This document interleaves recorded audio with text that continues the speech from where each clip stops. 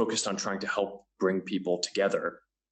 And today I want to focus on one part of this, which has emerged as especially important during this pandemic, and that is video presence, right? So that's the ability to feel like you're directly connected with someone live over video.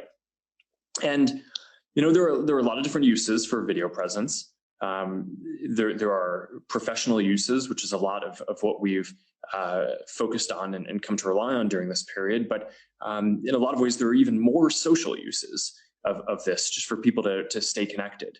And then there are a lot of different products that need to get built, because the use cases are sometimes subtly and sometimes not so subtly different in ways that require different products in order to really optimize and enable people to do what they want. So at Facebook, what we've seen is the three major product categories within video presence that have emerged are: one is video calling, two is video rooms, and three is live video. And what we're seeing is that these are all related, but they're also distinct product categories that call for their own products to really deliver on the value that people are seeking to get well. So, for one, video calling, that's when you call someone and their phone or computer actually rings. This is actually the most used type of video presence around the world. It tends to be ideal for one-on-one type of calls, although you can use it for small groups or even larger groups too, if you want to ring everyone's phone or computer.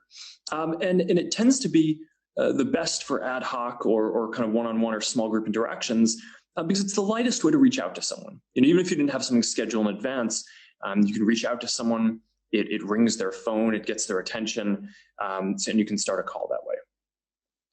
Now, video rooms is where you create a link and send it out to people, and then they can go ahead and join your video chat. And this is a newer model that's been popularized by enterprise video conferencing tools, and it's especially helpful for coordinating with large groups. And it makes it so that it's easy for anyone to join from the web, because you pass on a link and people can click on it and join from the web, even if they don't have particular video conferencing apps or services installed on their phone or computer.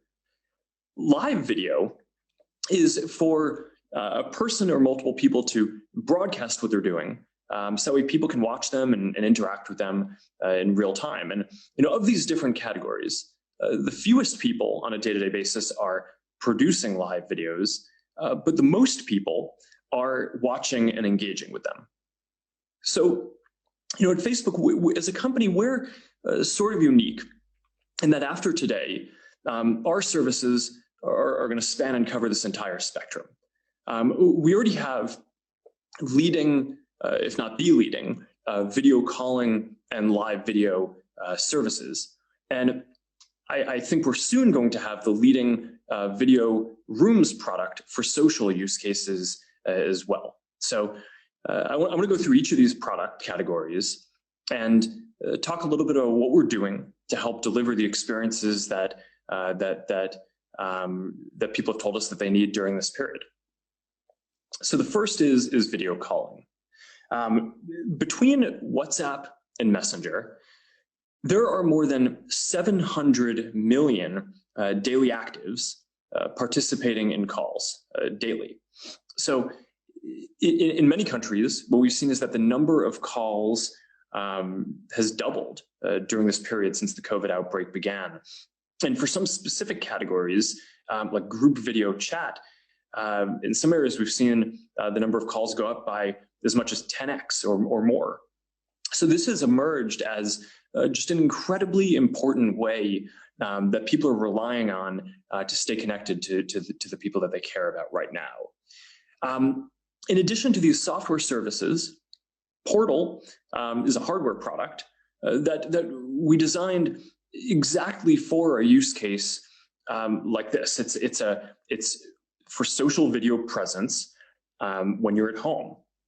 And during this period, we've seen a lot of increase in demand for Portal. Sales of Portal devices have grown by more than 10x. And we're working as hard as we possibly can to make more of them for all of you who are trying to get your hands on one of them during this period. Now I want to get to some of the new things that we're shipping. So on WhatsApp, one improvement that we're making is we're going to double the number of people who can participate in a group call from 4 to 8. And this is going to launch next week. And this is especially valuable and important because WhatsApp is the only end-to-end encrypted calling and video calling service, which is both at immense scale around the globe and is available across both of the major mobile platforms. So, if you care about security and if you want end-to-end encryption, you're probably using WhatsApp. So having the ability to have your calls not limited to 4 people, but now include 8 is a big deal during this period, and one that we've gotten a lot of requests for, and we're glad to be rolling out. On Messenger, we've been very focused on launching new AI-powered effects and tools to make the experience better and also more fun. So it's things like 360-degree immersive virtual backgrounds. Virtual backgrounds have obviously gotten popular recently on Zoom and other video conferencing services, but 360 takes it to a whole nother level because now instead of just having a static background, as you move around, if you hold your phone, basically the background will move and maintain perspective, so it'll really feel like you're in a house or in a in a jungle or in whatever place the immersive virtual background is, and it's a pretty neat experience. We're also focused on launching more AR effects around things like birthdays and activities like camping, and we're launching AI-powered mood lighting. So the theme here is that we are using AI to make your video presence both more effective and also just more fun and enjoyable while we're all during this period.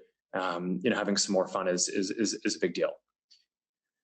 For Messenger Kids, we launched this back in 2017 to give kids a fun and safer